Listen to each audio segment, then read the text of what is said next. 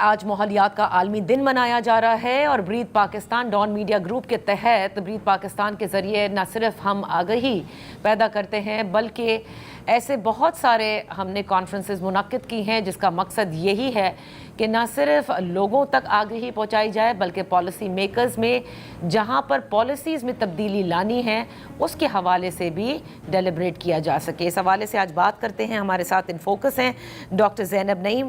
Environmentalist ہیں۔ بہت شکریہ فار جوائننگ اس۔ ڈاکٹر صاحبہ، بڑی عجیب تحقیقات اب نظروں سے گزرتی ہیں جو تحقیق کی جا رہی ہیں۔ ایک رپورٹ ایسی سامنے آئی جس میں یہ ذکر تھا کہ پوری دنیا میں 1.5% گرمی میں اضافہ ہوا ہے، لیکن کراچی میں 4.5%، لاہور میں 4.1%۔ یہ پلیز ہمارے ناظرین کو بتائیے گا کہ کیا ساری گرمی پاکستان میں ہی ہونی ہے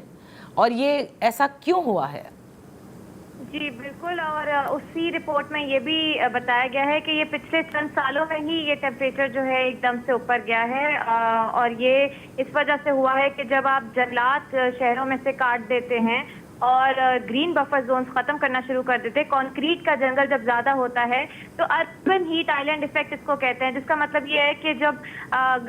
گرین بفر زونز ختم کرنے کے بعد کانکریٹ جو ہے وہ اپنے اندر سورج کی شعاؤں کو زیادہ جذب کرتی ہے۔ تو ایک شہر جہاں پہ کراچی میں بلو بفرز یعنی دریا اور جنگلات اتنے زیادہ تھے، مینگرووز کم کرنے شروع کر دیا ہم نے، تو ظاہر سی بات ہے پھر اس طرح کا مسئلہ ہوتا ہے۔ اور لاہور کا تو مسئلہ یہ کہ میدانی علاقہ ہے، وہاں پہ بھی گرین کور اتنا شدید کم کیا جو لوکل بڑے درخت تھے، سانگا مانگا کا جنگل اور ادھر سے